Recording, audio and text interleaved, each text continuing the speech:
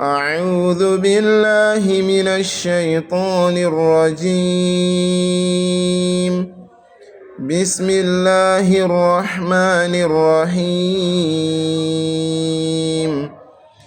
من أجل ذلك كتبنا على بني إسرائيل أنه من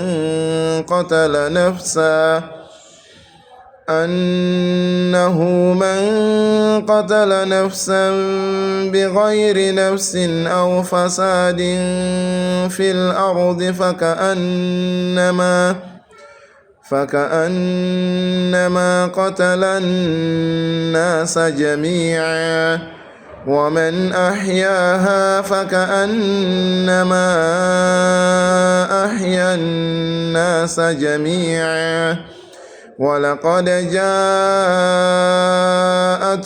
رسلنا بالبينات ثم إن كثيرا